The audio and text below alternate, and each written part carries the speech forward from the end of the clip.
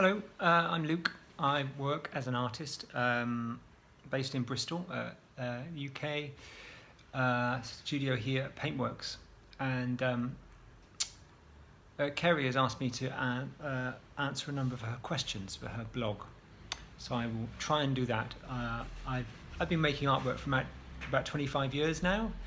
I have exhibitions all around the world, and a lot of the artwork is quite diverse. Lots of people are aware of the arts projects I make, but they're not aware that they're often by the same artist because of the diverse nature of my practice.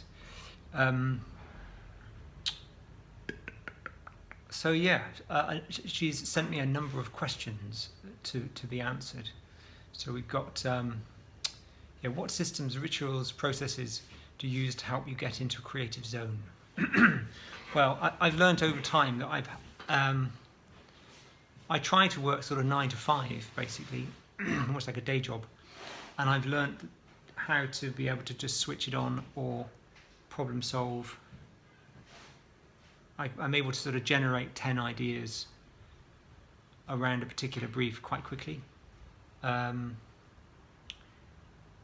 don't know, rather than sort of waiting for some bolt of lightning moment, sometimes you just have to put your head down and do the work and come up with some solutions to the problems that you've got to help generate a new artwork perhaps for a new space.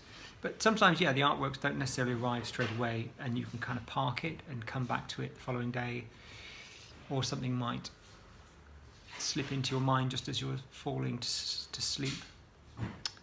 So, by changing your state of mind, sometimes solutions to problems can emerge. That's one way to put it.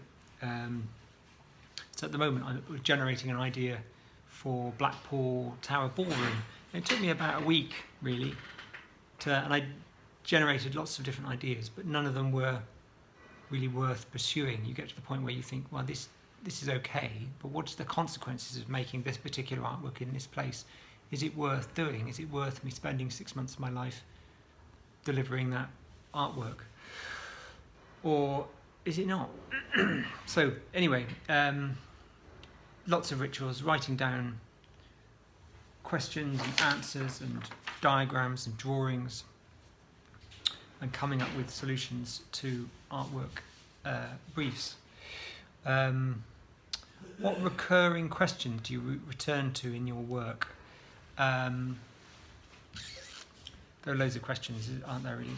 So I've got an interest in visual perception because I'm colourblind. So lots of artworks I make involve perception, engineering, science, in my particular practice. I'm interested in the rules of public engagement. So if you put an artwork in the middle of a street, how will the public interact with that object, and what are the rules for that public engagement, and how do those rules change depending on the time of day, the weather, the context. So I put a giant water slide down the middle of the high street in Bristol a few years ago, and we had to sort of think about the parameters of how that would be operating. I'm also known for putting pianos in cities for people to play. So we've installed about 2,000 pianos. And in some cultures, you'll need a sign on the front saying, "Play me, I'm yours," a sort of instruction for engagement.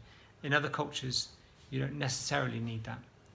So that changes. The rules of that engagement changes from one culture and country to the next. So I'm interested in exploring those sort of intangible tangible rules. What risks have you taken in your work that have paid off? Most of the risks I've taken I'm quite risk averse, I think, but most of the risks I've taken, I feel that they've paid off in that if they don't go right, then if something goes disastrously wrong, then you're learning from those mistakes anyway. I worked really hard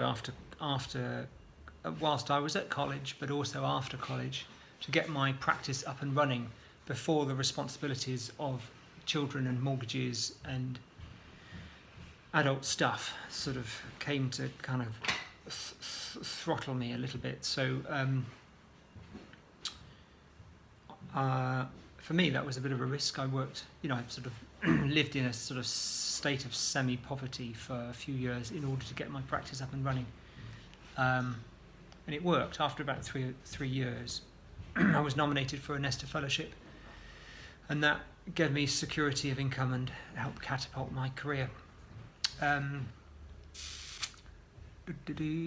yes, what risks have you taken that perhaps didn't go so well but you learned from the most? Most of my art projects failed to begin with. So the first moon that I made, it was helium filled and it popped on live BBC television. That was a bad day at the office. And I've learnt not to work with helium. We tried to do the Sky Orchestra, where we play music from hot air balloons and fly over cities to affect people's dreams, with the Birmingham Symphony Orchestra actually in the hot air balloons. And we did that in Birmingham, but we all turned up in this field in order to take off and fly over the city. But it was too windy, it was far too windy, so we couldn't do that. But we had to pay all these musicians, they were on music union rates. And we had to pay all the pilots for turning up. So we'd blown sort of half the budget. And Mark Ball, who was then the director of the Fierce Festival, he said, well, what else have you got? What else can we do to reach 100,000 people in Birmingham with a large-scale artwork? And that's where the idea for the Street Pianos project came from. So Play Me I'm Yours, the Street Pianos project, came out of a bit of a disaster. So often when something goes wrong, there are opportunities to sort of rethink, to sidestep, and to sort of reimagine and come up with innovative solutions.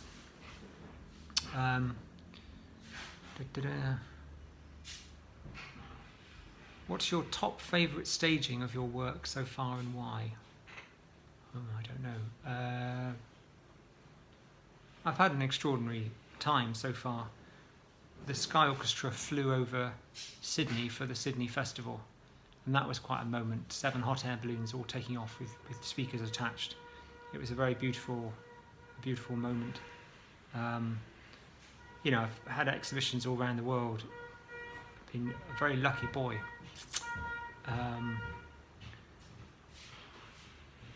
What do you wish art galleries would do differently? Well, I wish art galleries would serve their local community. So we've got, some arts organisations here in Bristol, and they really aren't serving the community that they're based in. And I find that really problematic, especially if they're taking Arts Council money. I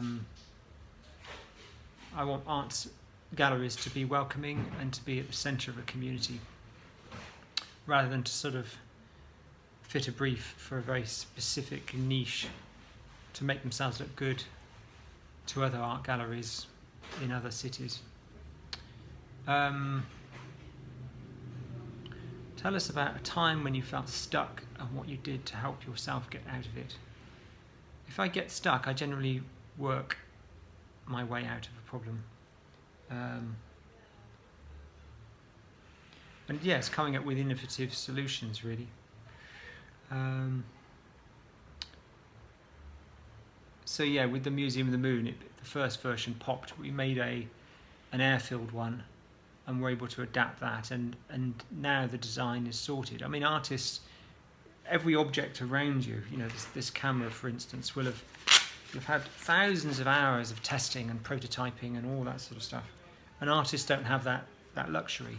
So it's very likely that lots of things that artists do will break down, will not work properly to begin with. But now that the Museum of the Moon the design is more or less set, and we've had 150 exhibitions of it around the world. So yeah, it's giving yourself space and time to fail is really important. How do you generate income from your work? So yeah, I often, the hard bit is developing a new artwork. That there's a lot of risk, innovation, hard work that goes into developing that. and then to be able to refine it so that it can be presented quite easily. There's a lot of work in that. But once you've created something that everyone likes, that works, that functions, then it's much easier then to present it again. So I've learnt that I can then tour an artwork from one city to another. And actually that's the majority of my income. It comes from touring artworks around the world. And then I pass on the management of those projects to one of my project managers who can kind of coordinate things, and I help oversee that a little bit. But by passing it on, I'm able to then work on the development of the new project, of the next thing. So at the moment I'm working up towards wrapping a bridge in North Wales with giant patchwork, which would be a lot of fun. We should be installing it next week, all being well. So I've been throwing my energy at that, but meanwhile we've got another 5 artworks that are touring the world simultaneously. So although the artwork I'm doing at the moment, the patchwork project, isn't particularly well paid, I'm having time to innovate and do new stuff, which is brilliant. What advice would you give to your past self? I don't know. Just carry on, I suppose.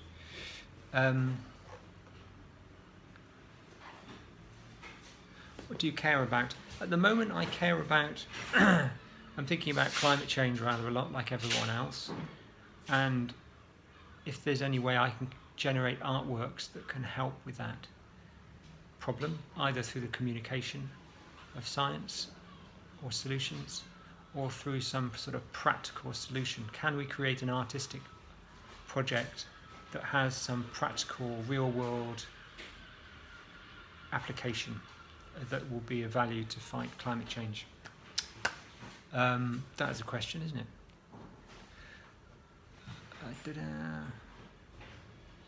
So, yeah, I could go on all day, but that is enough to be going on with, I should imagine. Thanks very much. Bye.